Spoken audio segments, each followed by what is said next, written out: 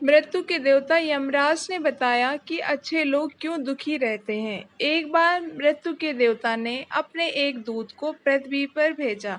एक स्त्री मर गई थी, उसकी आत्मा को लाना था। आदेश पाकर देवदूत आया, लेकिन वहां जाकर वो बेहद चिंता में पड़ गया, क्योंकि 3 छोटी-छोटी लड़कियां, वो भी जुड़वा, एक अभी भी उस मृत स्त्री के स्तन में लगी है, एक चीख रही है, पुकार रही है, एक रोते-रोते सो गई है, उसके आंसू उसकी आंखों के पास सूख गए हैं, कोई देखने वाला नहीं है।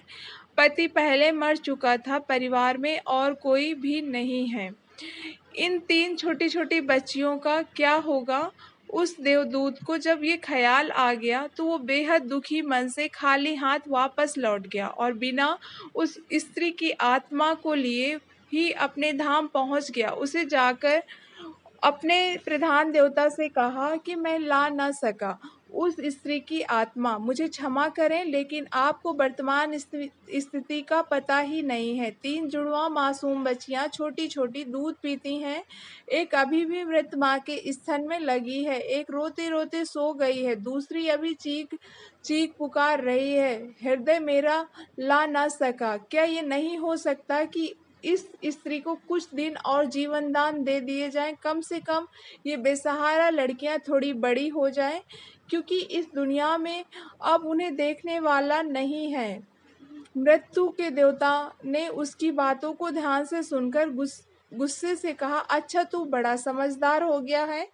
उस व्यक्ति से भी ज्यादा जिसकी मर्जी से मौत होती है, जिसकी मर्जी से जीवन होता है, जो पूरी दुनिया का मालिक है, तो तूने अपने जीवन में आज पहला पाप कर दिया और इसकी तुझे सजा मिलेगी। और सजा ये है कि तुझे पृथ्वी पर वापस चले जाना पड़ेगा, और जब तक तू 3 बार अपनी मूर्खता पर ना हंस ले, तब तक वापस यहाँ ना आ सकेगा। वो देवदूत राजी हो गया दंड भोगने के लिए, लेकिन फिर भी उसे लगा कि मैं सही तो हूँ, और तब अपनी मूर्खता पर हंसने का मौका कैसे आएगा। उसे लगा कि ये शायद असंभव है। उस देवदूत को वापस पृथ्वी पर फेंक दिया गया। वहीं पास में ही जहाँ देवदूत बेसुध पड़ा हुआ था, एक मोची सर्दियों के दिन करीब आने के कारण कुछ रुपए लेकर अपने बच्चों के लिए गर्म कपड़े और कंबल खरीदने शहर जा रहा था। उसने राह के किनारे एक नंगे आदमी को पड़े हुए ठंड से ठिठुरते देखा। ये नंगा आदमी वही देवदूत है जो पृथ्वी पर फेंक दिया गया था। उस मोची को देवदूत की हालत देखकर दया आ गई, और उसने कुछ सोच विचार किए बजाय अपने बच्चों के लिए कपड़े खरीदने के उस देवदूत के लिए कंबल और कपड़े खरीद लिए। देवदूत के पास न खाने के लिए कुछ था और न रहने का कोई ठिकाना था। उसको तरस खाकर मोची ने कहा कि तुम मेरे साथ मेरे घर चलो, और अगर तुम्हें देखकर मेरी पत्नी नाराज हो जाए तो बुरा मत मानना, क्योंकि बच्चों और परिवार के कपड़े खरीदने के पैसे मैंने तुम पर खर्च कर दिए हैं।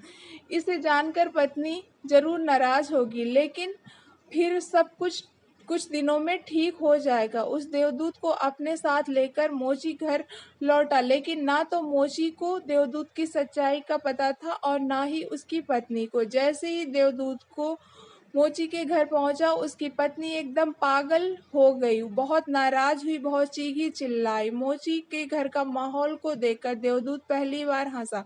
उसे हंसते देखकर अचरज में मोची ने कहा, हंसते क्यों हो भाई, बात क्या है? देवदूत गंभीरता से, जब मैं 3 बार हंस लूंगा तब सब कुछ बता दूंगा, लेकिन फिलहाल मुझसे कुछ मत पूछो। दरअसल देवदूत पहली बार इसलिए हंसा क्योंकि उसने देखा कि इस मोची की पत्नी को पता ही नहीं है कि मोची एक देवदूत को अपने घर लाया है, जिसके आते ही घर में हजारों खुशियां और अपने आप आ गई हैं, और उनके सारे गम दूर हो जाएंगे। लेकिन आदमी देख ही नहीं कितनी दूर देख सकता है।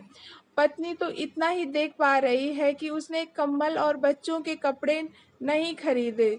जो खो गया वो देख पा रही है, जो मिला उसका उसे अंदाजा ही नहीं है। घर में देवदूत आ गया है, जिसके आते हजारों खुशियों के द्वार खुल जाएंगे। इसलिए देवदूत हंसा। उसे महसूस हुआ अपनी मूर्खता, क्योंकि मोची की पत्नी अपने भविष्य को नहीं देख पा रही थी, जो उसके साथ होने वाला है बहुत जल्दी ही, क्योंकि वो देवदूत था। कुछ दिनों में उसने मोची के सब काम सीख लिए और फिर उस देवदूत को बनाए जूते इतने प्रसिद्ध हो गए कि मोची कुछ महीनों के भीतर ही धनवान हो गया। साल होते होते तो उसकी ख्याति सारे प्रदेश में पहुंच गई कि उस जैसा जूता बनाने वाला कोई भी नहीं है, क्योंकि वो जूते देवदूत बनाता था जो बेहद खूबसूरत हुआ करते थे। सम्राटों और राजाओं के जूते वहां बनने लगे। मोची के घर धन की बरसात होने लगी। एक दिन प्रदेश में सम्राट का एक आदमी मोची के घर आया और उसने उसे एक बेशकीमती चमड़े के टुकड़े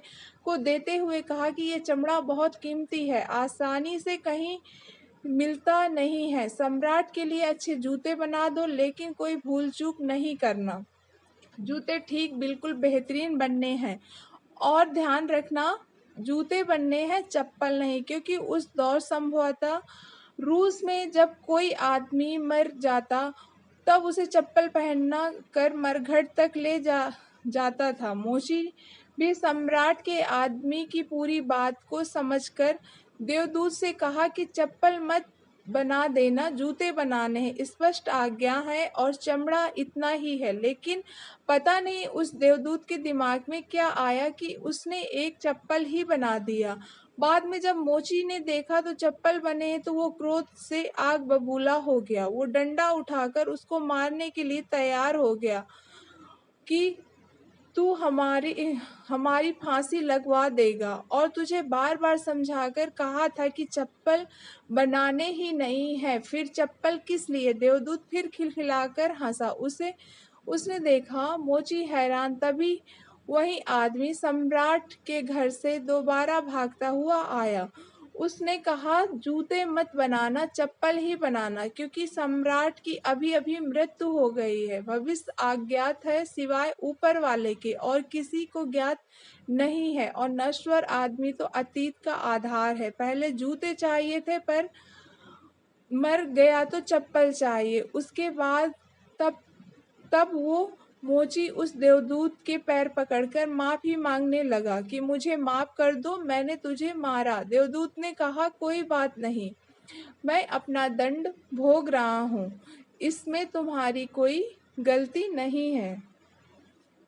लेकिन मोची ने देवदूत से उसकी हंसी का कारण पूछा। उसने फिर कहा कि जब मैं 3 बार हंस लूंगा तब बताऊंगा। दरअसल वो देवदूत दोबारा हंसा, सिर्फ इसलिए कि भविष्य किसी को ज्ञात नहीं है। फिर भी लोग असीमित आकांक्षाएं, ईर्ष्या, घृणा, द्वेष रखते हैं, जो कि पूरी तरह व्यर्थ है। फिजूल की लालसा व लोभ है जो भी कभी पूरी नहीं होती।